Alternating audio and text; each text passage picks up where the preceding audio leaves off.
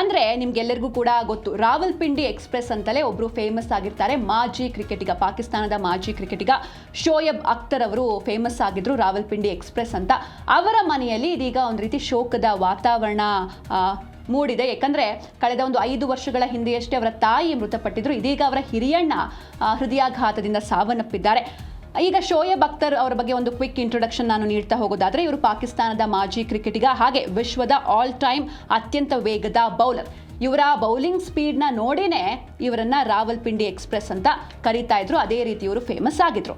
ಈಗ ನಾನಾಗಲೇ ಹೇಳಿದೆ, ಅವರ ಹಿರಿಯಣ್ಣ ಮೃತಪಟ್ಟಿದ್ದಾರೆ ಹೃದಯಾಘಾತದಿಂದ ಅಂತ. ಅವರು ಜೂನ್ 24, 2026 ಕಳೆದ ಒಂದು 3 ದಿನಗಳ ಹಿಂದೆ ನಿಧನರಾಗಿದ್ದಾರೆ. ಇವರ ಅಂತ್ಯಕ್ರಿಯೆ ನಡೆದಿತ್ತು. ಈ ಅಂತ್ಯಕ್ರಿಯೆ ಸಾಕಷ್ಟು ಚರ್ಚೆಗೆ ಕಾರಣವಾಗಿದೆ. ಯಾಕಂದರೆ ಮೋಸ್ಟ್ ವಾಂಟೆಡ್ ಉಗ್ರರು ಯಾರಿದ್ದಾರೆ, ಭಾರತದಲ್ಲಿ ಭಯೋತ್ಪಾದಕ ಕೃತ್ಯಗಳನ್ನು ನಡೆಸಿರುವಂತಹ ಮೋಸ್ಟ್ ವಾಂಟೆಡ್ ಉಗ್ರರು ಈ ಅಂತ್ಯಕ್ರಿಯೆಯಲ್ಲಿ ರಾಜಾರೋಷವಾಗಿ ಓಡಾಡ್ಕೊಂಡಿದ್ದಾರೆ. ಅಂದರೆ ಇದೊಂದು ಪಬ್ಲಿಕ್ ಸೆಲೆಬ್ರಿಟಿ ಫಿಗರ್ ಮನೆಯಲ್ಲಿ ಆಗಿರುವಂತಹ ಒಂದು ಅಂತ್ಯಕ್ರಿಯೆ ಅಥವಾ ಒಂದು ಇವೆಂಟ್ ಅಥವಾ ಒಂದು ಫ್ಯೂನರಲ್ ಇವೆಂಟ್ ಅಂತ ಹೇಳ್ಬೋದು. ಈ ಕಾರ್ಯಕ್ರಮಕ್ಕೆ ಈ ರೀತಿ ಉಗ್ರರು ಎಂಟ್ರಿಯನ್ನ ಕೊಟ್ಟಿದ್ದಾರೆ. ಅಂದರೆ ಇವರಿಗೆ ಪಾಕಿಸ್ತಾನ ಸರ್ಕಾರ ಯಾವ ರೀತಿ ಬೆಂಬಲವನ್ನ ನೀಡ್ತಾ ಇದೆ, ನಾವು ಉಗ್ರರನ್ನ ಪೋಷಣೆ ಮಾಡ್ತಾ ಇಲ್ಲ ಅಂತ ಹೇಳ್ಕೊಂಡೇ ಬರ್ತಾ ಇದೆ ಪಾಕಿಸ್ತಾನದ ವಾದ. ಬಟ್ ಸ್ಟಿಲ್ ಎಷ್ಟು ರಾಜಾರೋಷವಾಗಿ ಅವರು ಪಬ್ಲಿಕ್ ಪ್ಲೇಸ್ಗಳಲ್ಲಿ, ಅದರಲ್ಲೂ ಸೆಲೆಬ್ರಿಟಿ ಇರುವಂತಹ ಪ್ಲೇಸ್ಗಳಲ್ಲಿ ಇವರು ಓಡಾಡ್ತಾರೆ ಅಂತ ಅಂದರೆ ನಿಜಕ್ಕೂ ಪಾಕಿಸ್ತಾನ ಏನು ಮಾಡ್ತಾ ಇದೆ ಅನ್ನೋದು ಸದ್ಯದ ಪ್ರಶ್ನೆ. ಅಖ್ತರ್ ಮನೆಯಲ್ಲಿ ಉಗ್ರರು ರಾಜಾರೋಷವಾಗಿ ಓಡಾಟವನ್ನ ನಡೆಸಿದ್ರು ಅಂತ್ಯಕ್ರಿಯೆಯ ಸಮಯದಲ್ಲಿ. ಹಾಗೆ ಶೋಯಬ್ ಅಖ್ತರ್ ಅವರ ಸಹೋದರ ಹಿರಿಯಣ್ಣ ಶಾಹಿದ್ ಅಖ್ತರ್ ಅವರ ಅಂತ್ಯಕ್ರಿಯೆಯಲ್ಲಿ ಲಷ್ಕರ್ ಉಗ್ರರು ಭಾಗಿಯಾಗಿದ್ದಾರೆ. ಮುಂಬೈ ದಾಳಿಯ ಮಾಸ್ಟರ್ ಮೈಂಡ್ ಹಫೀಜ್ ಸಯೀದ್ ಪುತ್ರ ತಲ್ಹಾ ಸಯೀದ್ ಈ ಒಂದು ಅಂತ್ಯಕ್ರಿಯೆಯಲ್ಲಿ ಪ್ರತ್ಯಕ್ಷರಾಗಿದ್ದಾರೆ. ಅಂದರೆ ನವೆಂಬರ್ 26, 2008 ಏನು ಮುಂಬೈ ಟೆರರ್ ಅಟ್ಯಾಕ್ ಆಗಿತ್ತು, ಅದರ ಮಾಸ್ಟರ್ ಮೈಂಡ್ ಹಫೀಜ್ ಸಯೀದ್, ಆತನ ಪುತ್ರ ತಲ್ಹಾ ಸಯೀದ್ ಇವರ ಮನೆಯಲ್ಲಿ ಅಂತ್ಯಕ್ರಿಯೆಯಲ್ಲಿ ಪ್ರತ್ಯಕ್ಷರಾಗಿದ್ದಾರೆ. ಇಸ್ಲಾಮಾಬಾದ್ನ H8 ಸ್ಮಶಾನದಲ್ಲಿ ಜನಜಾ ಪ್ರಾರ್ಥನೆಯಲ್ಲಿ ಉಗ್ರರು ಎಂಟ್ರಿ ಕೊಟ್ಟಿದ್ದಾರೆ. ಸಾರ್ವಜನಿಕವಾಗಿ ಫೋಟೋ ಹಾಗೆ ವಿಡಿಯೋಗಳನ್ನು ಕೂಡ ಉಗ್ರಗಾಮಿ ಸಂಘಟನೆಗಳು ಹಂಚಿಕೊಂಡಿವೆ. ಅಂದರೆ ಪಾಕಿಸ್ತಾನದಲ್ಲಿ ಯಾವ ರೀತಿ ವ್ಯವಸ್ಥೆ ಇದೆ, ಉಗ್ರರೇ ಅಲ್ಲಿ ಸೆಲೆಬ್ರಿಟಿ ಆಗ್ತಿದ್ದಾರೆ, ಹೇಗೆ ಈ ಸೆಲೆಬ್ರಿಟಿಗಳ ಜೊತೆ ಉಗ್ರರು ಲಿಂಕ್ ಇಟ್ಕೊಂಡಿದ್ದಾರೆ. ಒಬ್ಬ ಮಾಜಿ ಕ್ರಿಕೆಟಿಗ, ಫೇಮಸ್ ಕ್ರಿಕೆಟರ್ ಅಣ್ಣನ ಅಂತ್ಯಕ್ರಿಯೆಯಲ್ಲಿ ಇವರು ಭಾಗಿಯಾಗ್ತಾರೆ. ಭಾಗಿ ಏನು ಕದ್ದು ಮುಚ್ಚಿ ಬಂದಾಗಿಲ್ಲ. ಆ ಭಾಗಿಯಾಗಿರುವಂಥ ದೃಶ್ಯಗಳನ್ನು, ಫೋಟೋಗಳನ್ನು, ವಿಡಿಯೋಗಳನ್ನು ಉಗ್ರಗಾಮಿ ಸಂಘಟನೆಗಳು ರಾಜಾರೋಷವಾಗಿ ಹಂಚಿಕೊಂಡಿವೆ. ಪಾಕಿಸ್ತಾನ ಭಯೋತ್ಪಾದಕರ ಸುರಕ್ಷಿತ ಸ್ವರ್ಗ ಅಂತ ಭಾರತ ವಾದವನ್ನ ಮಾಡ್ತಾ ಇತ್ತು. ಈ ವಾದಕ್ಕೆ ಒಂದು ರೀತಿ ಬಲವಾಗಿರುವಂತಹ ಸಾಕ್ಷಿ, ಅಲ್ಲಿ ಇವರನ್ನ ಮೇ ಬಿ ಒಂದು ಸೆಲೆಬ್ರಿಟಿ ರೀತಿ ಟ್ರೀಟ್ ಮಾಡ್ತಾ ಇದ್ದಾರೇನೋ ಪಾಕಿಸ್ತಾನದ ಸರ್ಕಾರ, ಅಥವಾ ಪಾಕಿಸ್ತಾನ ಆ ರೀತಿ ಅವರನ್ನ ರಕ್ಷಣೆ ಮಾಡ್ತಾ ಇದೆ ಅನ್ನೋದಕ್ಕೆ ಇದು ಮತ್ತೊಂದು ಉದಾಹರಣೆ ಅಂತ ಹೇಳ್ಬೋದು. ಜೂನ್ 24, 2026 ಹಾರ್ಟ್ ಅಟ್ಯಾಕ್ನಿಂದ ಶೋಯಬ್ ಅಖ್ತರ್ ಅವರ ಸಹೋದರ ಶಾಹಿದ್ ಅಖ್ತರ್ ಅವರು ನಿಧನರಾಗಿದ್ದಾರೆ. ಆದರೆ ಈ ಅಂತ್ಯಕ್ರಿಯೆಯಲ್ಲಿ, ಅವರ ಅಂತ್ಯಕ್ರಿಯೆಯಲ್ಲಿ ಈ ಉಗ್ರರು, ಮೋಸ್ಟ್ ವಾಂಟೆಡ್ ಉಗ್ರರು ಭಾಗಿಯಾಗಿದ್ದಾರೆ. ಕೇವಲ ನಾನಾಗಲೇ ಹೇಳಿದೆ, ಮುಂಬೈ ಟೆರರ್ ಅಟ್ಯಾಕ್ ಏನಾಗಿತ್ತು ನವೆಂಬರ್ 26, 2008 ಆ ದಾಳಿಯ ಮಾಸ್ಟರ್ ಮೈಂಡ್ ಆತನ ಪುತ್ರ ಮಾತ್ರ ಅಲ್ಲ, ಇತ್ತೀಚೆಗೆ ನಡೆದಂತಹ ಒಂದು ಪಹಲ್ಗಾಮ್ ಅಟ್ಯಾಕ್, 1-1.5 ವರ್ಷಗಳ ಹಿಂದೆ ಏನು ಕಳೆದ ವರ್ಷ ನಡೆದಿತ್ತು ಏಪ್ರಿಲ್ ಟೈಮ್ನಲ್ಲಿ, ಆ ಪಹಲ್ಗಾಮ್ ದಾಳಿಗೆ ಲಿಂಕ್ ಇರುವಂಥ ಉಗ್ರರು ಕೂಡ ಈ ಅಂತ್ಯಕ್ರಿಯೆಯಲ್ಲಿ ಭಾಗಿಯಾಗಿದ್ರು. ಪಹಲ್ಗಾಮ್ ದಾಳಿಯ ಮಾಸ್ಟರ್ ಮೈಂಡ್ ಕೂಡ ಈ ಫ್ಯೂನರಲ್ ಅಲ್ಲಿ ಭಾಗಿಯಾಗಿದ್ರಂತೆ. 2025 ಪಹಲ್ಗಾಮ್ ದಾಳಿಯ ಸಂಚುಕೋರ ಸೈಫುಲ್ಲಾ ಕಸೂರಿ ಕೂಡ ಈ ಅಂತ್ಯಕ್ರಿಯೆಯಲ್ಲಿ ಉಪಸ್ಥಿತರಿದ್ದ. PMML ಅಧ್ಯಕ್ಷ ಇನಾಮ್ ಉರ್ ರೆಹಮಾನ್ ಕೂಡ ಅಂತ್ಯಕ್ರಿಯೆಯಲ್ಲಿ ಭಾಗಿಯಾಗಿದ್ದ. ಹಾಗೆ ಬ್ಯಾನ್ ಆಗಿರುವಂತಹ JUD ಜೊತೆಗೆ LET ಸಂಘಟನೆಗಳ ಹೊಸ ಮುಖವೇ ಈ PMML. ಇದರ ಅಧ್ಯಕ್ಷ ಯಾರಿದ್ದಾನೆ, ಇನಾಮ್ ಉರ್ ರೆಹಮಾನ್ ಅಂತ, ಈತನೂ ಕೂಡ ಅಂತ್ಯಕ್ರಿಯೆಯಲ್ಲಿ ಹಾಜರಾಗಿದ್ದ. ಯಾವುದೇ ಭಯ ಇಲ್ಲದೆ ಸಾರ್ವಜನಿಕವಾಗಿ ಆರಾಮಾಗಿ ಮೋಸ್ಟ್ ವಾಂಟೆಡ್ ಉಗ್ರರು ಓಡಾಡಿಕೊಂಡು ಆರಾಮಾಗಿದ್ದಾರೆ. ಪಾಕ್ ಸರ್ಕಾರದ ಕುಮ್ಮಕ್ಕಿಲ್ಲದೆ ಇದು ಸಾಧ್ಯನೇ ಇಲ್ಲ ಅಂತ ಗುಪ್ತಚರ ಸಂಸ್ಥೆಗಳು ಹೇಳ್ತಾ ಇದೆ. ಯಾಕಂದ್ರೆ ಸರ್ಕಾರದ ಭಯ ಇದ್ದಿದ್ರೆ ಈ ರೀತಿ ಆರಾಮಾಗಿ ಅವರು ಓಡಾಡ್ಕೊಂಡು ಇರ್ತಾ ಇರಲಿಲ್ಲ. ಈಗ ನಾವು ಭಾರತ ಅಂತಾನೆ ತಗೊಳ್ಳಿ, ಇಲ್ಲಿ ಒಂದು ಸಣ್ಣ ಅಪರಾಧ ಮಾಡಿದ್ರು ಕೂಡ, ಅಥವಾ ಚಿಕ್ಕ ಪುಟ್ಟ, ಈ ಭಯೋತ್ಪಾದನೆ ಬಿಡಿ, ಸಣ್ಣ ಪುಟ್ಟ ಅಪರಾಧ ಮಾಡಿದ್ರೂ ಕೂಡ ಸಾಮಾಜಿಕವಾಗಿ ಎದುರುಗಡೆ ಬರೋದಕ್ಕೆ ಅಥವಾ ಪಬ್ಲಿಕ್ ಪ್ಲೇಸ್ನಲ್ಲಿ ಕಾಣಿಸಿಕೊಳ್ಳೋದಕ್ಕೆ ಹೆದರ್ತಾರೆ ಅಪರಾಧಿಗಳು. ಆದರೆ ಇಲ್ಲಿ ಉಗ್ರರು, ಇವರು ಇಂಥ ಉಗ್ರರು ಆರಾಮಾಗಿ ಒಬ್ರು ಸೆಲೆಬ್ರಿಟಿ ಅಣ್ಣನ ಅಂತ್ಯಕ್ರಿಯೆಯಲ್ಲಿ ಭಾಗಿಯಾಗ್ತಾರೆ ಅಂದರೆ ಇದು ಪಾಕ್ ಸರ್ಕಾರದ ಕುಮ್ಮಕ್ಕಿಲ್ಲದೆ ಯಾವುದೇ ಕಾರಣಕ್ಕೂ ಸಾಧ್ಯನೇ ಇಲ್ಲ ಅಂತ ಗುಪ್ತಚರ ಸಂಸ್ಥೆಗಳು ಕೂಡ ಹೇಳ್ತಾ ಇದೆ.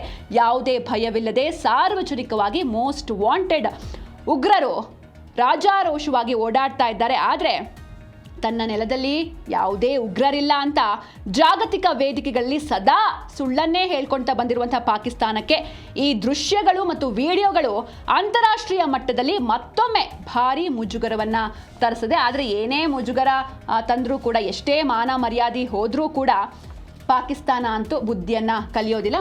ಮತ್ತೆ ಇದೇ ರೀತಿ ಘಟನೆಗಳು ರಿಪೀಟ್ ಆಗ್ತಾ ಇದೆ. ಅಷ್ಟೊಂದು ಭಯ ಇದ್ದಿದ್ರೆ ಅವ್ರು ಯಾಕೆ ಅಟೆಂಡ್ ಆದರೂ ಅದಾದ್ಮೇಲೆ ಯಾಕೆ ಅವರು ಸೋಷಿಯಲ್ ಮೀಡಿಯಾಗಳಲ್ಲಿ ಫೋಟೋಗಳನ್ನು ಹಾಕ್ತಾ ಇದ್ರು? ಇದರಲ್ಲೇ ಗೊತ್ತಾಗುತ್ತೆ ಯಾವ ರೀತಿ ಪಾಕಿಸ್ತಾನ ತನ್ನ ಉಗ್ರರನ್ನ ಪೋಷಿಸ್ತಾ ಇದೆ ಅಂತ.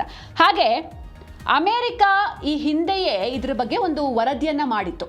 ಅಂದರೆ ರಾಜಾರೋಷವಾಗಿ ಅಲ್ಲಿ ಓಡಾಡ್ತಾ ಇದ್ದಾರೆ ಉಗ್ರರು, ಅವರಿಗೆ ಪಾಕಿಸ್ತಾನ ಸರ್ಕಾರ ಯಾವುದೇ ರೀತಿ ಕ್ರಮವನ್ನು ಕೈಗೊಂಡಿಲ್ಲ, ಆರಾಮಾಗಿ ಇರೋದಕ್ಕೆ ಬಿಟ್ಟಿದೆ, ಎಲ್ಲ ಸವಲತ್ತುಗಳನ್ನು ಕೂಡ ನೀಡ್ತಾ ಇದೆ ಅಂತ ಅಮೆರಿಕ ಒಂದು ವರದಿಯನ್ನು ಈ ಹಿಂದೆಯೇ ನೀಡಿತ್ತು. ಆದರೆ ಆ ವರದಿ ಇದೀಗ ನಿಜ ಅನ್ನೋದು ಎಲ್ರಿಗೂ ಕೂಡ ಗೊತ್ತಾಗ್ತಾ ಇದೆ. ಅಮೆರಿಕ ವರದಿಗೆ ಇದೀಗ ಅಸಲಿ ಸಾಕ್ಷಿ ಕೂಡ ಸಿಗ್ತಾ ಇದೆ. ಪಾಕಿಸ್ತಾನದಲ್ಲಿ ಉಗ್ರರು ಮುಕ್ತವಾಗಿ ಓಡಾಡ್ತಾ ಇದ್ದಾರೆ ಅಂತ ಅಮೆರಿಕಾದ CRS ವರದಿಯನ್ನ ಮಾಡಿತ್ತು. ಈ ರಾಜಧಾನಿ ಇಸ್ಲಾಮಾಬಾದ್ನಲ್ಲೇ ಉಗ್ರರಿಗೆ ರಾಜ ಮರ್ಯಾದೆ ಸಿಗ್ತಾ ಇದೆ. ವಿಶ್ವಸಂಸ್ಥೆಯ ನಿರ್ಬಂಧಗಳನ್ನೆಲ್ಲ ಗಾಳಿಗೆ ತೂರಿದೆ ಪಾಪಿ ಪಾಕಿಸ್ತಾನದ ಸರ್ಕಾರ.